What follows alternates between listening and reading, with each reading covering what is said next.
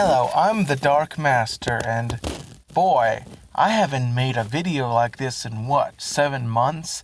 To explain myself, I've just been busy. Plus, I kind of wanted a break from it. Politics in general can just be very draining, even if it's local level. However, I figure considering that local elections are far more important to my fellow Mississippians than that of a presidential or heck, even a gubernatorial election, I had the duty to at least talk about it.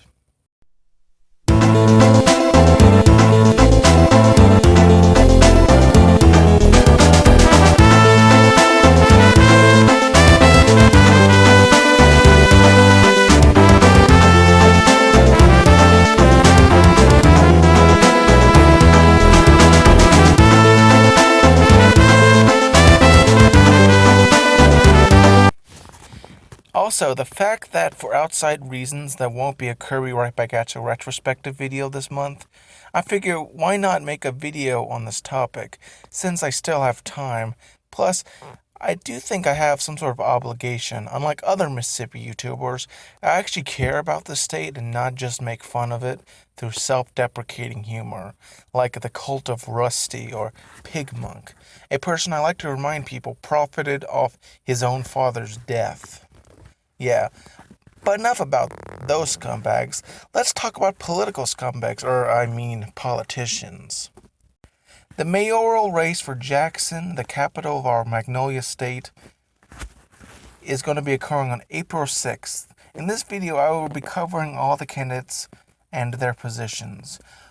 My predictions for their win will be at the end, and as well as my opinions on each of them at the end. Though I will keep that to a minimum because I know sharing political opinions can be kind of controversial. And really, this is more meant to be an educational video. Anyway, let's start with the Democrats. There are 3 qualified Democrat candidates. Unfortunately, a 4th candidate, Gwen Ward Chapman, was disqualified, which is a shame because the more choices in a primary election, the better. It's quite telling that the only criticism levied at her by hipster twats like Timothy Burke, who work for Deadspin, quite the appropriate name for a dying political website, meant to be about sports, was such a pedantic trait as her motto and how it needed work, and how there was an error on an unrelated captioner's work. You do realize she doesn't make the captions on the TV show, that's someone else, right?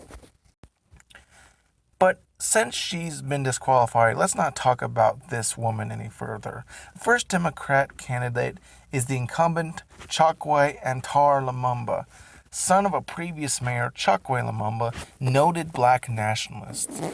His positions include the following. On the issue of crime, Lumumba wishes to initiate aggressive and holistic solutions for reducing crime by creating teen centers, intergenerational community engagement, and program-based alternatives to crime. He wants to draft credible messengers from the community to engage with at-risk youth and wants to create a citizen review board to add bureaucracy to the police department. On the issue of economic development, Lumumba wants to automate and simplify licensing and permit processes for city business. He wants to provide, in quotes, meaningful support for existing businesses. He wants to generate an incubator fund to aid in the creation of new businesses in areas ripe for growth and development.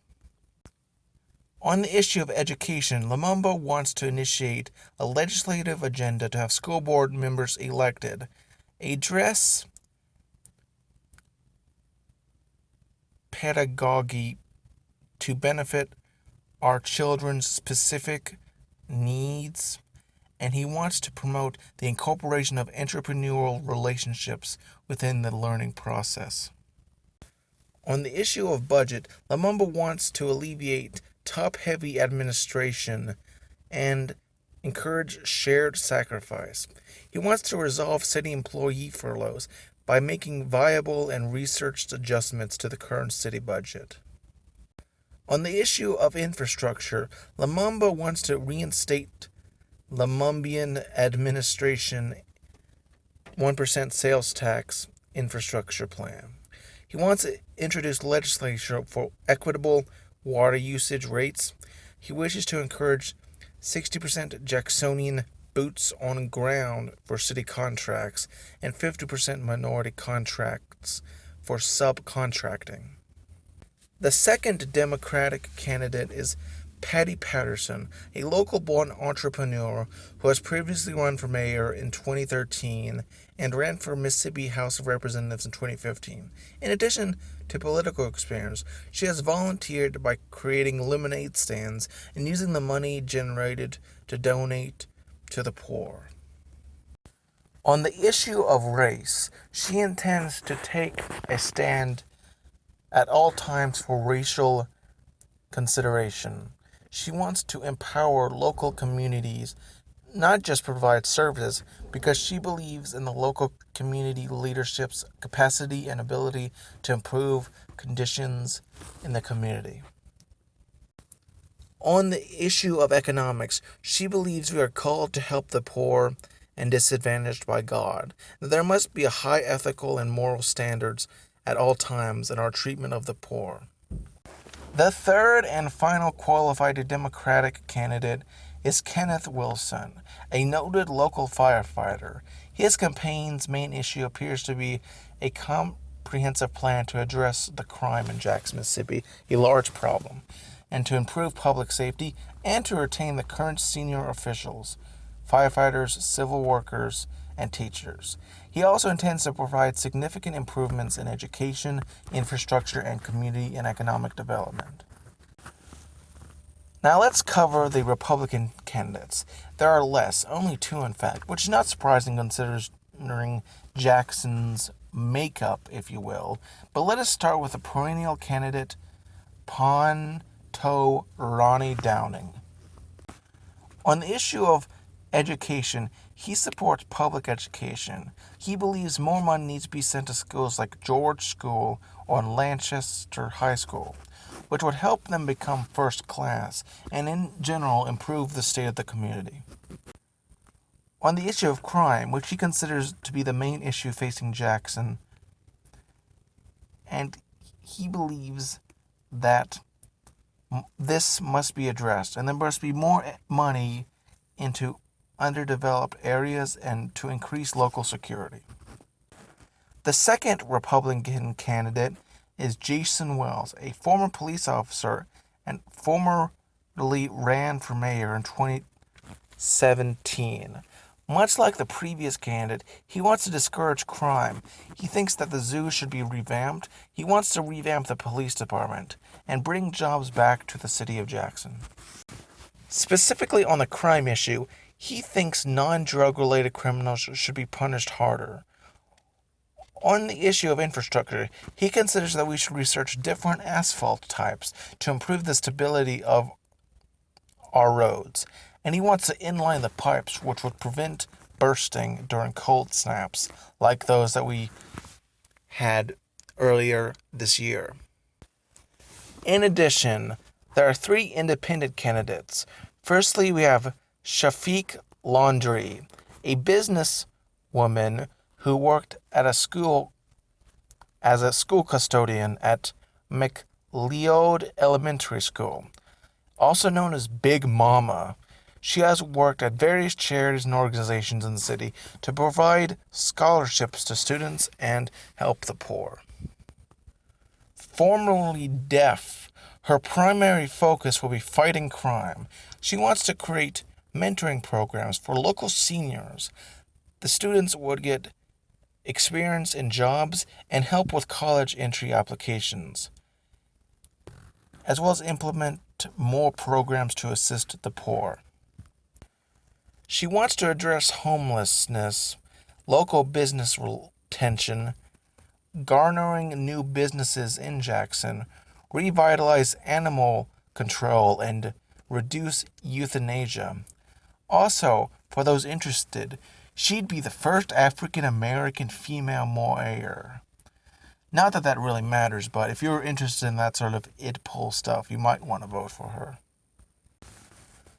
The second independent candidate, Charlotte Reeves, not related to the current governor, by the way, is a longtime resident of the capital city. She is a local business owner at A1 Pallets with her husband. She has proposed a plan called VISA, Vision, Integrity, Structure, and Accountability. On the issue of the budget, she intends to do a full audit of the city of Jackson in order to help find where the waste is. Do you know that we have a budget of $353 million each year? That's surprisingly high considering the overall poor quality of Jackson, Mississippi, and I can assure you that there is a bit of corruption there. On the issue of police and crime, she proposes simple additions like a canine unit for the JPD and are mostly a one-time expense. Reeves, as a victim of a nearly fatal physical assault, believes the best solution to crime is better education and job opportunities. And she believes police officers need to be friendly. Speaking of education, she believes the school board should be more meritocratic and supports charter schools. On the issue of economic development, she intends to use funds to refurbish abandoned homes for single mothers, and her plan would cover over 70 houses. The third and final independent candidate is Les Tanhill, a former Hinds County Sheriff deputy and a candidate for Hinds County Sheriff for 2015. He formerly lobbied his boss, then Sheriff Malcolm McMillan, to allow deputies to wear 10-gallon cowboy hats. His campaign focuses on the issue of crime. He believes that a police department must have the desire to get out and solve the crimes, as the fundamental strategies haven't really changed that much. He intends to institute a mentoring program for nonviolent offenders. This would be an 18 to 20 week boot camp that would teach prisoners a trade and offer them, after they complete probation successfully, they would be allowed to have that felony removed from their record. He would make the county and city police more specific so they can more easily focus on their respective areas. He believes the jail situation is a mess and must be reformed. He says he is very pliable on whether this means creating new jails or renovating current ones, for his approach is highly flexible. Now that we have covered the candidates and their major positions, let's talk about my predictions for the primary elections. I'd expect that for the Democratic primary, Chokwe Antar Lumumba is likely to win. This is because he has the incumbent advantage and large monetary donations from noted anti-constitutional rights activist and womanizer Michael Bloomberg. For the Republican primary elections, I am genuinely not sure. It can easily go either way. Both have political experience and are relatively obscure. But regardless, the Republicans will have an uphill battle due to the particular characteristics of Jackson. As for the independents, I fully believe that Charlotte Reeves is the strongest of them and is the one candidate I support the most. Lee Tanhill is okay too, but his crime-focused positions might be unpopular due to recent events such as BLM and Antifa violence. Shafiq Lodri is sadly the weakest of the three independent candidates, and I cannot see her easily winning. As for my opinions among the Democrats, I have most support for Kenneth Wilson. For Republicans, it's Ponto Downing, but really the candidate that I support the most is, as I've stated before, Charlotte Reeves, who is unrelated to the current governor, just to be clear. She has some most well-researched positions. She genuinely is a local and cares about the region, and overall she's a good person and would be great for the job. One final thing I want to say. You might be watching this and say, well, Lumumba is clearly the best candidate and the one most likely to win. That would be wrong. His policy list may be long, especially compared to some of the more obscure choices, but there is no substance or plan behind them.